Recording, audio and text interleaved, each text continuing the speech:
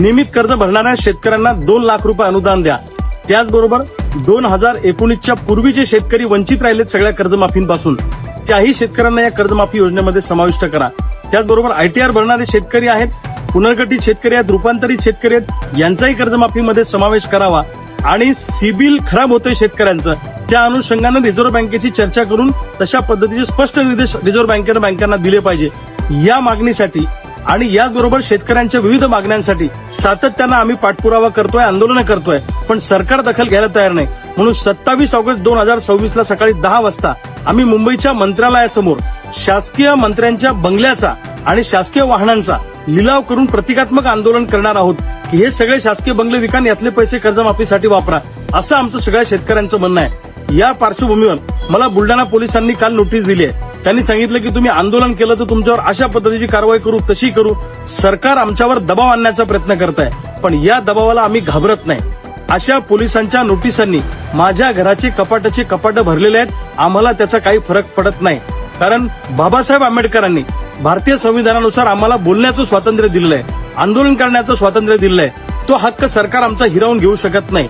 पण चळवळी संपवायच्या, शेतकऱ्यांना बोलू द्यायचं नाही, त्यांचा आवाज दाबायचा, असा प्रयत्न जर पोलिसांच्या खांद्यावर बंदूक ठेवून सरकार करणार असेल तर त्याला आम्ही घाबरणार नाही, त्या दबावाला आम्ही झुकणार नाही। 27 ऑगस्टला असं आंदोलन होणारच आहे, जे आंदोलन आम्ही ठरवलं। तुम्ही गोळ्या घाला, तुम्ही फासावर लटकावा, तुम्ही तुरुंगात टाका, पण आमच्या मागणीसाठी आम्ही मुंबईत येणार आहोत आणि आंदोलनावर आम्ही ठाम आहोत। अशा नोटिसांना आम्ही भीक घालत नाही।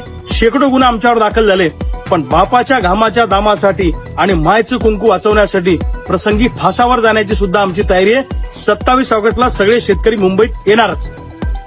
विशेष म्हणजे 27 ऑगस्ट रोजी मुंबईत याच मागणीसाठी शेतकरी आंदोलनाची घोषणा करण्यात आली आहे। पण सर्वात आधी एक गोष्ट लक्षात घ्या, 27 ऑगस्टला 2 लाख रुपये अनुदान मंजूर झाले अशी अधिकृत घोषणा झालेली नाही। म्हणजे 27 ऑगस्ट हा सध्या फैसला होण्याचा दावा नसून मागणी आणि आंदोलनाचा महत्त्वाचा दिवस आहे। आता पाहूया संपूर्ण विषय काय आहे। महाराष्ट्र सरकारने 2026 मध्ये शेतकऱ्यांसाठी पुण्यश्लोक अहिल्यादेवी होळकर शेतकरी कर्जमुक्ती योजनेला मंजुरी दिली आहे। या योजनेअंतर्गत पात्र शेतकऱ्यांना 2 लाख रुपये पर्यंत कर्जमाफी देण्याचा निर्णय घेतला आहे। यासोबतच नियमितपणे पीक कर्ज फेडणाऱ्या शेतकऱ्यांसाठी प्रोत्साहन लाभाची तरतूद आहे। मात्र इथे निर्णय कर्जमाफीच्या शेतकऱ्यांसाठी मोठा प्रश्न आहे। ज्या शेतकऱ्यांनी वेळेवर कर्ज फेडले, बँकेचे हप्ते नियमित भरले आणि कर्ज थकीत ठेवले नाही, त्या शेतकऱ्यांना कर्जमाफीचा थेट फायदा अनेकदा मिळत नाही। त्यामुळे अशा शेतकऱ्यांना कर्जमाफीच्या धर्तीवर मोठे प्रोत्साहन अनुदान द्यावे अशी मागणी करण्यात येणार आहे। म्हणून सर्व शेतकऱ्यांनी 27 ऑगस्ट रोजी मुंबई येथे आंदोलन घोषित करण्यात आले आहे।